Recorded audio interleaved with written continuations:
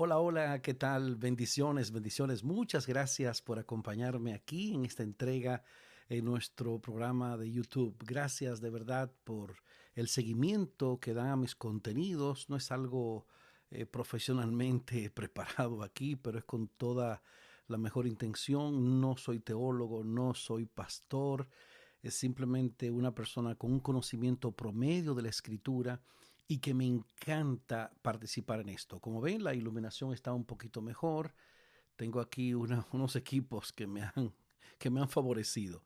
Estoy aquí, ahí se ve parte de mi cama mal arreglada, pero ahí está, con lo mejor que pude, para compartir con ustedes esto. Por el título de nuestra entrega de hoy se darán cuenta de que esto está dirigido a personas que pasan por alguna aflicción en el tiempo actual, alguna situación complicada, algún aguijón en la carne, situaciones así que nos causan como tristeza, desamparo, impotencia, como algo como que a uno lo abate, lo derriba, tú sabes, y como que a veces yo le he dicho a algunas amistades que me siento así como solo en el campo de batalla y como que estoy recibiendo los embates del ejército enemigo, pero tengo esa armadura de Dios puesta, o sea, el casco de la salvación, la coraza de justicia, el cinto de la verdad, de la justicia de Cristo, quiero decir, el cinto de la verdad, el calzado del Evangelio, la espada del Espíritu y el escudo de la fe. Son 6 piezas, dice Efesios capítulo 6, Efesios 6 piezas de la armadura de Dios, o sea, el casco, 1, la coraza de justicia, 2, el cinto de la verdad, 3, el calzado del Evangelio, 4, la espada del Espíritu, 5 y el escudo de la fe. Y a este círculo de amistades a veces yo le digo que ese escudo de mi fe está, como decimos en un buen dominicano, está pelado, abollado y caliente, pero no lo suelto, está soldado ahí de ese brazo para apagar los dardos de fuego del maligno. Por eso existe el escudo de la fe. Por eso alimento mi esperanza cada día. Y precisamente en esto de mi devoción diaria yo me he encontrado con una joya. Y yo no me podía quedar con eso para mí solo. De ahí vino la idea de grabar esto, de preparar este ambiente aquí, que no se vea ningún desorden por aquí, para que ustedes puedan recibir este mensaje que yo recibí. Es una preciosidad de la escritura, una historia poderosa que quisiera compartir con ustedes. No sin antes recomendarles 2 libros que forman parte de ese ejercicio de devoción diaria de mi persona. Por más de 30 años yo conozco estos 2 libros. Aquí tengo uno físico, Luces Encendidas, del pastor Miguel Limardo. Miguel Limardo era un pastor puertorriqueño. Esto es de editorial Mundo Hispano, no es un editorial adventista. Yo soy adventista el séptimo día, me encanta mi iglesia y todo, pero yo leo de todo. Yo leo todo y retengo lo bueno, ¿no? Y yo recomiendo 1000 por 1000 este devocional. Eso es una preciosidad. Cada día lecturas al punto. Luces encendidas, súper recomendado. Y el libro Manantiales en el Desierto, del que le voy a hablar ahora, ese es todavía mucho más especial, de los esposos Cowan. También creo que de Mundo Hispano, pero lindísimo. Una cosa que tú lees eso diario y tú dices, oh, pero ven acá, y este tesoro tan grande. De eso se trata. Luces encendidas y manantiales en el desierto. De ese les vengo a hablar, pero me gusta medir mi tiempo, me gusta medir lo que voy a compartir, lo que voy a hablar, porque fíjate que voy a compartir, sí, creo que en unos 17, 18 minutos. Vamos a marcar a partir de ahora 18 minutos para desarrollar este breve mensaje. Es una especie de devocional, si se quiere, lo pueden utilizar en cualquier circunstancia, especialmente para ser enviado a personas que estén pasando por alguna situación complicada hoy día. Les invito para que hablemos con nuestro Dios en oración. Nuestro Dios, nuestro Padre, eres, Señor, nuestro soberano Rey, y nos sometemos a ti, Señor. Estamos muy agradecidos a ti por esta bendición de poder compartir el mensaje de tu palabra. Gracias por esta libertad que tenemos de hacer esto, por estos medios que provees para llegar a cientos y cientos de personas. En especial, Señor, aquellos que en este instante están pasando por alguna situación de salud, alguna complicación en su familia, en su vida laboral, en lo que fuere, alguna situación que aqueja, que apene, que entristezca a estas personas, que este mensaje pueda ser un aliciente para ellos en medio de su dolor, de su conflicto, y que este mensaje pueda llegar con fuerza al corazón de cada uno. Lo suplicamos en el nombre glorioso de nuestro Señor Jesucristo. Amén, Señor. Amén. Ok. Esto es de Manantiales en el Desierto. Esta lectura fue del 8 de septiembre. Este es el primer tomo. Hay varias ediciones del primer tomo de Manantiales en el Desierto. Han hecho 2. Regalé el número 2 en estos días a alguien que aprecio mucho. Pero este lo tengo digital, pero es una maravilla. La reflexión que recibí en el 8 de septiembre parte de lo que dice el libro de Salmos, capítulo 4, versículo 1. El libro de Salmos, en el capítulo 4, versículo 1, o lo mismo decir, Salmo 4, 1, estando en angustia, tú me hiciste ensanchar. Oye eso, estando en angustia, tú me hiciste ensanchar. Originalmente, este versículo 1 de Salmos capítulo 4 dice, respóndeme cuando clamo, oh Dios de mi justicia. Cuando estaba en angustia, tú me hiciste ensanchar. Ten misericordia de mí y oye mi oración. Qué lindo. Me van a disculpar que la vista se me va a desviar de atención a ustedes aquí abajo, porque lo tengo aquí en la computadora. Como consiga un teleprompter, tal vez lo podamos hacer un poquito más profesional. Pero oye qué belleza, mi hermano y mi hermana. Estando en angustia, tú me hiciste ensanchar. Salmos capítulo 4, versículo 1. Este es el testimonio más grandioso que se ha dado acerca de la intervención de Dios en nuestros asuntos. No es la aflicción o no es la acción de gracias de un hombre que ha sido libertado del sufrimiento, es la acción de gracias por haber sido libertado por medio del sufrimiento. ¿Estás oyendo? Tú me has ensanchado cuando estaba angustiado. O sea, él declara que las aflicciones de la vida han sido ellas mismas la fuente del ensanchamiento de su vida. ¿Y no hemos sentido más de 1000 veces tú y yo que esto es verdad? Está escrito de José, lo vamos a comentar más tarde, que estando en el calabozo el hierro entró en su alma. O sea, todos reconocemos que lo que José necesitaba para su alma era el hierro. Él había visto solamente el relucir del oro.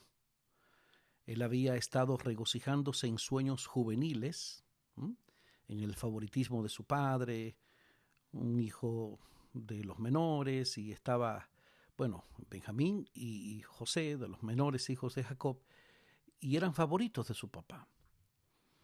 Él había visto solamente el relucir del oro. Él había estado regocijándose, como dije, en sueños juveniles, y el ensueño endurece el corazón. El que derrama lágrimas sobre un romance no es la persona más apta para ayudar en la realidad. La verdadera aflicción no tendría nada de poesía para él. Para ensanchar nuestra naturaleza necesitamos el hierro. El oro no es otra cosa sino una visión. El hierro es una experiencia. La cadena que me une a la humanidad debe ser una cadena de hierro. Aquella parte de la naturaleza que emparenta al mundo no es el gozo, es la aflicción. El oro es parcial, pero el hierro es universal. Alma mía, si quieres extenderte y estar en contacto con la humanidad, entonces tienes que estrecharte en los límites del sufrimiento humano. El calabozo de José fue el camino que lo condujo al trono. ¿Cuál fue el camino que lo condujo al trono? Su calabozo. El calabozo de José fue el camino que lo condujo al trono. Si no has sido traspasado por el hierro, entonces no puedes levantar la carga de hierro de tu hermano. ¿Ok? Tu limitación es lo que hará que progreses. Las sombras que cubren tu vida son el verdadero cumplimiento de tus sueños dorados. No murmures contra las sombras, son revelaciones mucho mejores que tus sueños. No digas que las sombras de la prisión te han encadenado. No, tus cadenas son alas, alas que te llevan al fondo de la humanidad. La puerta de la casa de tu prisión es una puerta de entrada en el corazón del universo. Dios te ha ensanchado atándote con la cadena de la aflicción. Gloria a Dios. Si José no hubiera sido el prisionero de Egipto, jamás hubiera sido el gobernador de Egipto. La cadena de hierro de sus pies fue la que colocó la cadena de oro sobre su cuello. Gloria a Dios. Hasta aquí la reflexión. Esto está basado en la historia de José que aparece en la Biblia.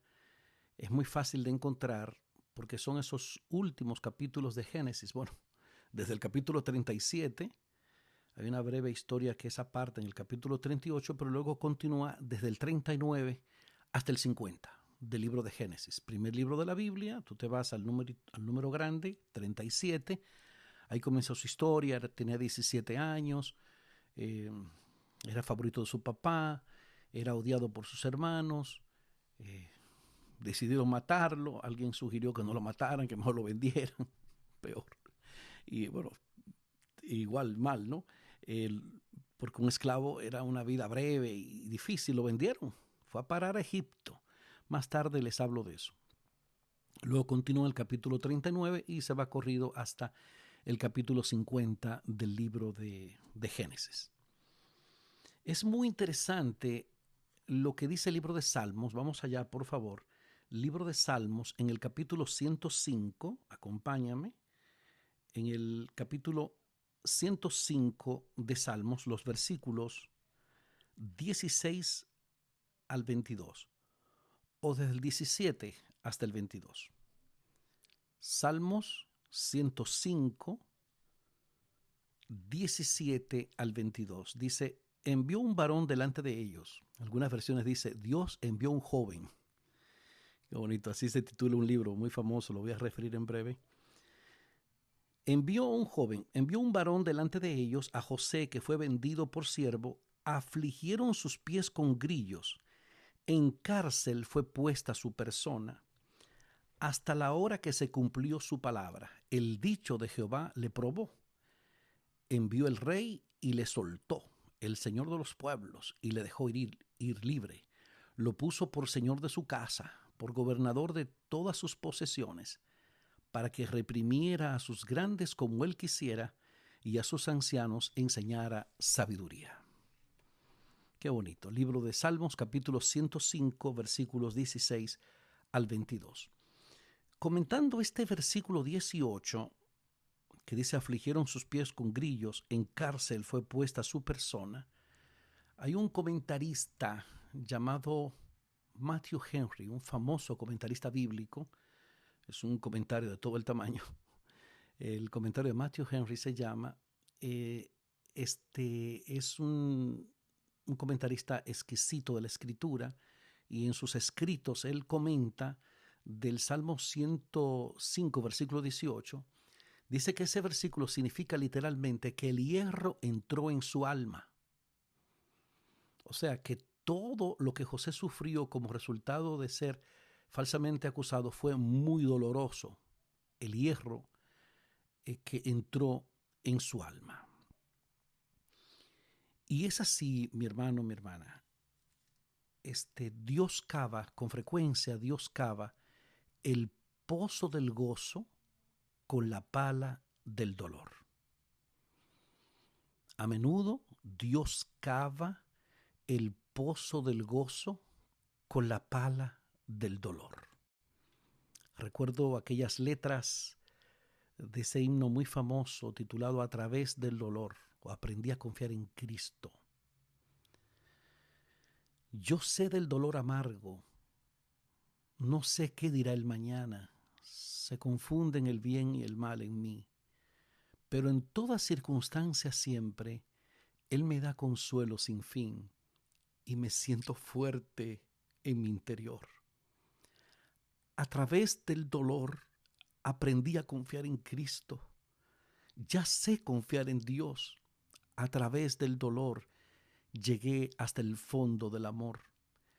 Gracias, Dios, por mis dolores y también por mis alegrías. Gracias a Dios por mis tormentas. Me ayudaron a fortalecerme. Hoy solo en Él confío y por siempre en Él he de confiar. A través del dolor. El autor Karl-Heinz Heinz, en su libro Dios envió un joven, es recomendadísimo también ese libro, lo pueden conseguir en cualquier agencia de la Iglesia Adventista de libros. Dios envió un joven se llama. Yo lo recibí en un momento clave de mi vida, una situación complicada que viví. Y el pastor Carlos Manzanillo, no sé si él se acordará de eso, estamos hablando de 1994, cuando salió la primera vez ese libro. El pastor Manzanillo me regaló ese libro. Me dijo, mira Omar, este libro es muy bueno, te lo recomiendo. Efectivamente. El mejor libro de biografías que yo he leído en toda mi vida, de tanto que he leído. Si hay un libro bonito de una biografía de José, es Dios envió un joven. Ahí el autor presenta de una manera muy simpática, muy entretenida, muy novedosa, la historia de este patriarca y su vida desde los 17 años. Entonces él cuenta ahí de eruditos bíblicos que dicen que, bueno, dice la Biblia, Génesis 37, que José tenía 17 años cuando fue vendido por sus hermanos. Eso, él fue a parar a Egipto de 17 años. Se cree que en casa de Potifar duró 10 años. Ya no era un muchacho de 17, ya era un hombre hecho y derecho de 27 años cuando la esposa de Potifar lo tentó. Entonces dice que Potifar conocía bien a José, pero conocía mejor a su esposa y por eso no lo mató a José. Así que fue preso. Se cree que al año de estar ahí en ese calabozo llegaron como prisioneros el jefe de los panaderos y el jefe de los coperos del rey por un asunto de un complot que hubo ahí. Y José interpretó unos sueños que ellos tuvieron y el jefe de los panaderos fue ejecutado, pero el jefe de los coperos fue repuesto en su posición y José le había dicho que se acordara de él, pero que va, dice que pasaron 2 años.